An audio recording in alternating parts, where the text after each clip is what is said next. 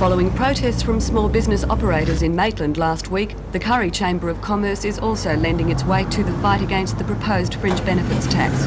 The Chamber says the tax would not only adversely affect growth in the town, but would send some proprietors out of business.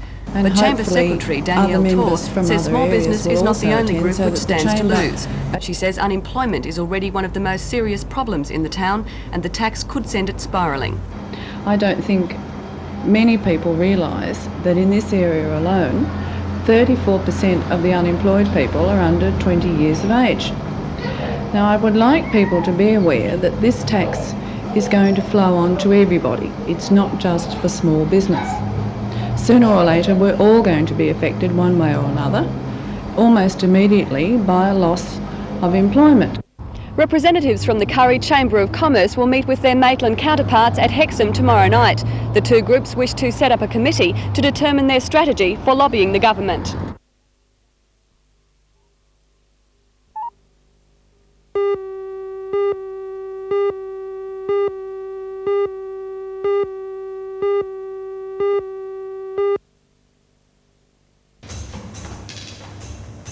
Very nice. Private enterprise, small-time profiteers and dancing lessons. These are just some of the diverse elements within Vladimir Mayakovsky's play The Bedbug. It's a satire on revolutionary Russia in the 1920s, where the communal ideal has begun to collapse under the weight of self-interest and ambition. Chris Fletcher is Przybkin, learning to play society games in a supposedly classless society. Dancing lessons from Oleg, played by Mark O'Neill, are not enough to save Przybkin. In the second act, he finds Russia 50 years later is a totalitarian nightmare. Playwright Mayakovsky wrote the play the year before dictator Stalin took power. But while it is a prophetic play, Bedbug is also funny.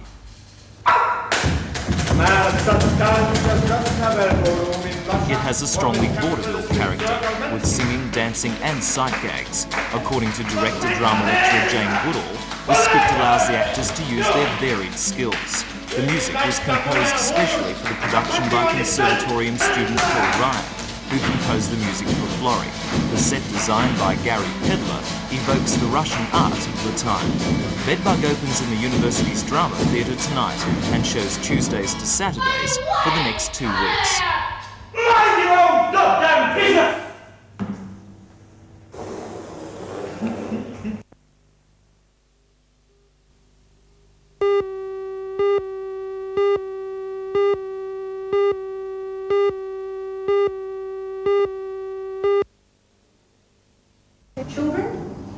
The series of lectures run by Julie Spinks from Quit for Life is part of Hexham Engineering's program of occupational health and safety training started 3 years ago. This week, 260 employees will attend the lectures, which outline the dangers of both active and passive smoking. The company's training manager, John Hattender, says the lectures are already proving a great success. We find that by introducing a program like this would be part of our continuing education for our employees, not only to help them with their work here at work, but also to take back to their families to help their young children, because who knows, we may have their young children as employees of our company in the future. The series of lectures is a first for industries in the Hunter Valley, and judging by the success of these lectures, other companies may follow suit.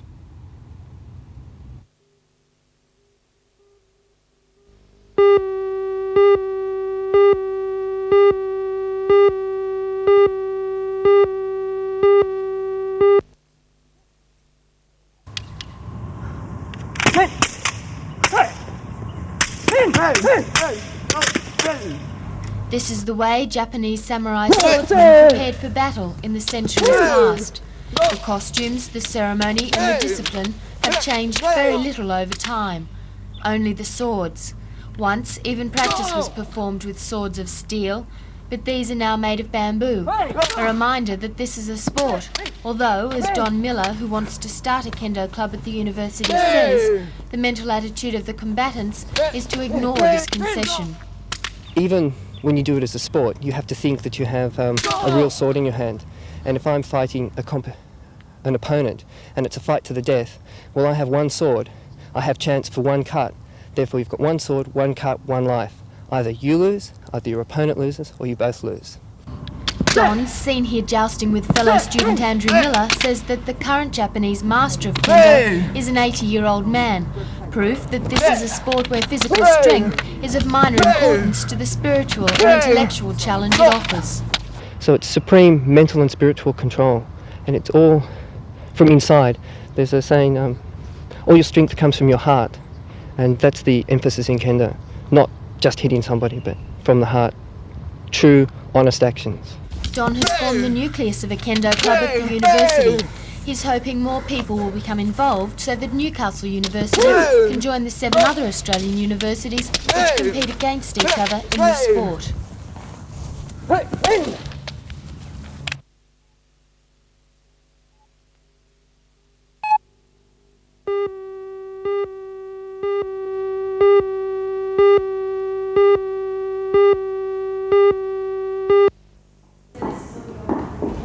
The Laycock Street Theatre project has been a dream of the Gosford Musical Society for many years. In 1982, when they completed their rehearsal hall with a $10,000 debt, it seemed that a fully equipped performance hall was still far away. But enter the Bicentenary Authority with a grant of $750,000, combine that with a model of cooperation between the City Council, the New South Wales Government and the Musical Society, and the plan is set to become a reality. Building is now due to begin in January 1987, with an opening ceremony planned for December of the same year. The 380-seat Laycock Street Theatre will feature a tiered auditorium, an orchestra pit and a stage large enough to accommodate flyaway scenery. A theatre consultant has been employed to advise on lighting and acoustic design to ensure that the theatre offers a first-class performance facility. The theatre will adjoin the existing rehearsal hall, but Don Craig of the Gosford Musical Society emphasises that the new theatre will be available to all groups within the community. Boy Scouts could use it as a conference hall. We can see many uses for our service clubs, for our we've got 2 city orchestras here. We've got 2 bands and we've got youth bands. There are so many groups in this community that have been deprived of decent facilities that we expect the whole area to have a minor explosion of cultural activities once we establish this theatre. To meet a shortfall in building funds of $220,000, a public appeal has been launched. Organisers are especially seeking donations from individuals within the community. And getting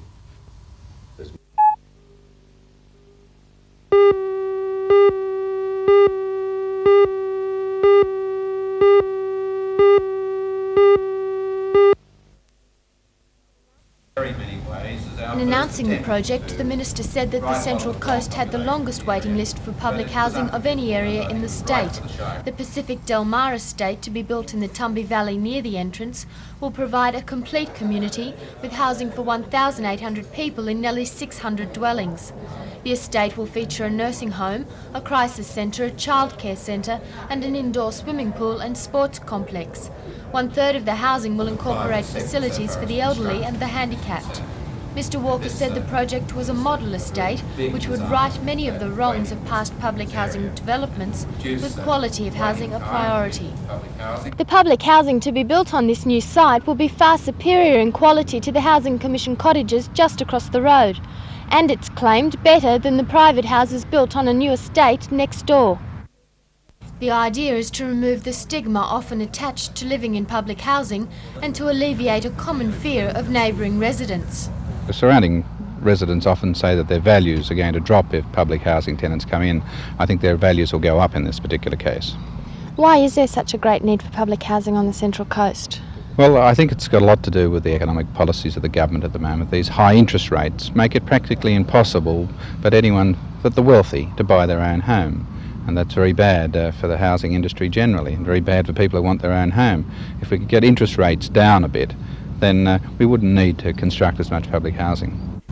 The Pacific Del Mar estate is due for completion by mid-1988. In the meantime, it's estimated it will provide more than 1,500 jobs in the construction stage, most of these to be filled by local people.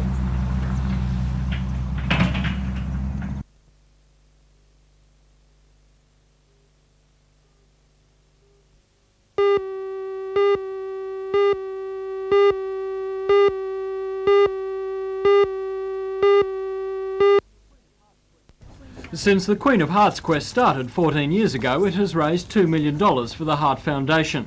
Today, the quest director, Elizabeth Dunn, was in Newcastle in a bid to encourage local women to enter this year's quest. At this stage, several women have entered from the Hunter region. However, no one from Newcastle has joined this fundraising exercise. The organisers are looking for women between 18 and 40 to enter and stress it's not just a beauty contest. What I look for is women with an inner beauty, if I can say that, and it's more of a fundraising quest and public relations for the National Heart Foundation. So if a lady enters the quest, what will she have to do? People have entered. Purely this year, fundraising, however, the number is 53 and to represent so the far. Heart Foundation in if you're areas interested, like the this. organisers say the contestants, successful or not, get a lot out of it. Well, they get heaps of prizes, of course, if they win, but mostly I feel that the girls, I consider the quest more as a personal growth program. I find that the girls become a lot more confident, get a lot more self-esteem, and they become more community-minded, and I think it strengthens the family ties as well.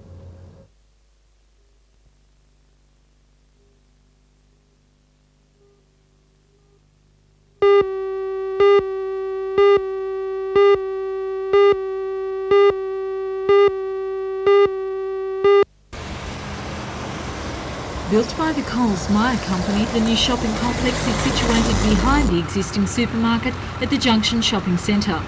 Work on the $14.5 million project began late in January. It's been described as a giant supermarket, providing more than 160 jobs when the doors open to the public on August the 25th. Below the complex, an underground car park will provide 220 spaces. The existing Coles supermarket will be replaced by an arcade of specialty shops. And according to the manager of the new Coles store, John Melville, shoppers in Newcastle are in for a treat. It's unique to New South Wales, certainly. There is nothing like this in the Newcastle area. It will have full range of variety, supermarket, liquor, in-store bakehouse, large meat operation, which is more than double what we have in the store here at the moment. Same with fruit and veg and deli.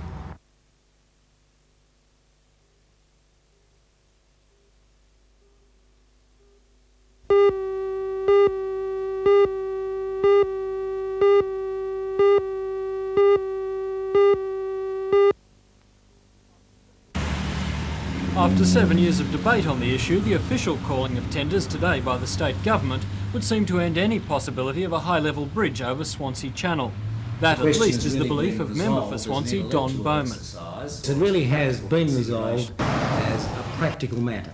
It may be that people will wish to continue discussing it as an academic exercise. They are free to do that, but the die is cast.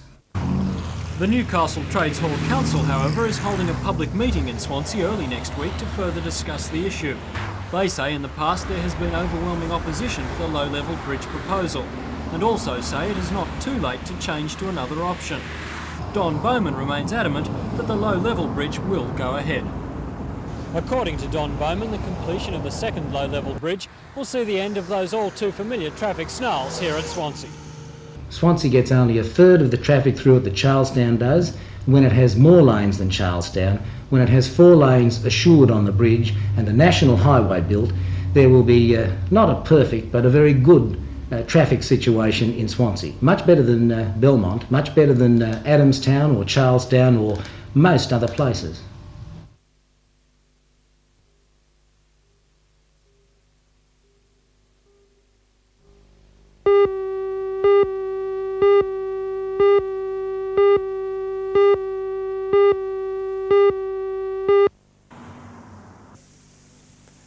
Good evening to you all.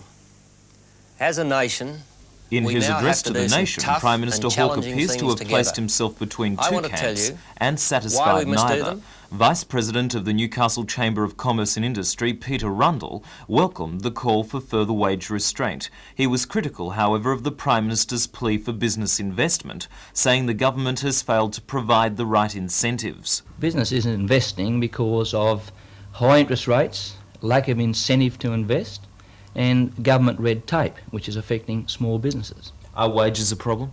Yes, wages are a problem, and it's not just wages, it's the high cost of employing people in Australia today. Payroll tax payable to state government is 6%, Every $100 you pay to employee, $6 goes to the state government. Workers' compensation in New South Wales is the highest in Australia and very high by world standards. Australians get paid extra when they go on holidays. None of our trading partners have conditions like this. And most of our trading partners work longer hours than we do, our 38-hour week. Are we paying ourselves more than we can afford? Yes. But the union movement has been angered by the call for further wage restraint. Newcastle Trades Hall Council President Dennis Nichols says workers have already taken their fair share of the burden. The workers haven't had an increase since November of 1985. There's been a 2-month delay already in the handing down of the indexation decision. By the time that decision is handed down, it'll be almost a 3-month delay. So the workers have already borne more than their responsibility in waiting for the wage adjustment so far. Perhaps the most contentious point is Mr Hawke's plan to introduce community work for the unemployed. Newcastle Out of Workers describes the plan as unfair and unworkable. There's going to be a great deal of difficulty finding Australia-wide 841,000 community service jobs to do. People are willing to contribute, and people have said that they are willing to contribute to the Australian society, but what they want is meaningful, well-paid jobs to contribute to society. But those jobs aren't.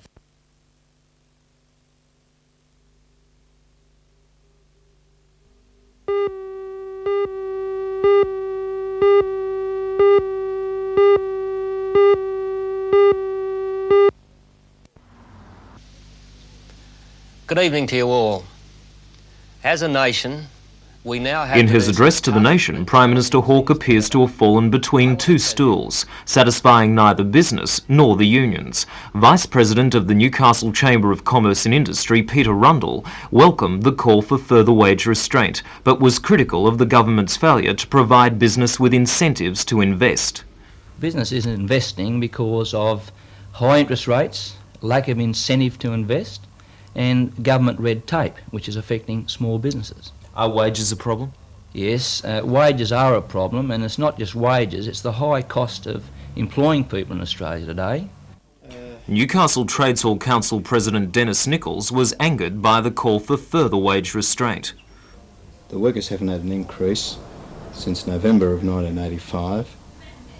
There's been a 2-month delay already in the handing down of the indexation decision. By the time that decision is handed down, it'll be almost a 3-month delay. So the workers have already borne more than their responsibility. Meanwhile, Mr Hawke's plan to require some unemployed to do community work has been criticised by the Newcastle Out of Workers as unfair and unworkable.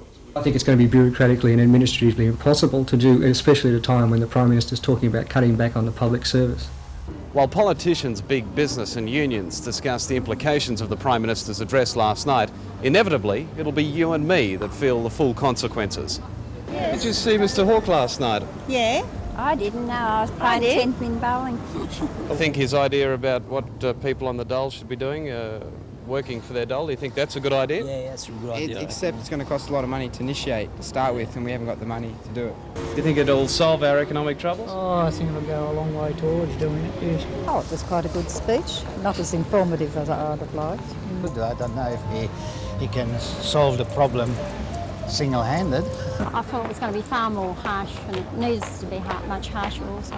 And what about the plan to put people on the dole to work for their dole? I think they should. I think they should have done it many years ago. Many years ago.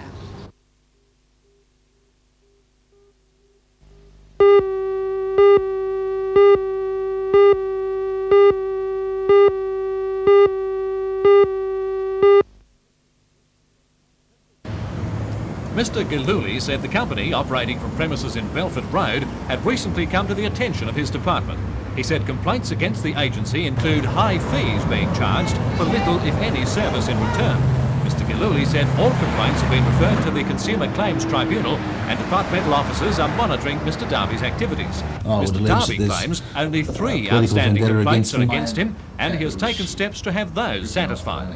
Consumer Affairs Department some years ago said that the Consumer Affairs had received 600 complaints about marriage agencies in New South Wales, and they attributed 400 of those complaints to me, upon which I believe I was named in Parliament. In fact, after 18 months of endeavouring to get information from the Consumer Affairs Department about these alleged 400 complaints, I've received evidence in writing from the Consumer Affairs Department that they have 3 complaints against me. It took 18 months to get that information. That's right. Only 3, and yet there were 400 originally. They alleged 400. At that time, I believe they were operating out of political motive. I refused to, at the time, become associated with the AIA, the Association of Introduction Agencies. I didn't approve of their code of ethics. And the Consumer Affairs Department, like most government activities, is a smokescreen for their own incapacity to function and to govern the country correctly. Well, how do you feel about the 3 then that you do have evidence of? Since I received that 3 weeks ago, I've made arrangements for those people to be attended to. The department says that you charge too much for too little. What do you say to that? Well, that's the fee is a relative thing. I endeavour to charge my clients a choice of either $100 a month or $200 a month, which is $25 a week or $50 a week.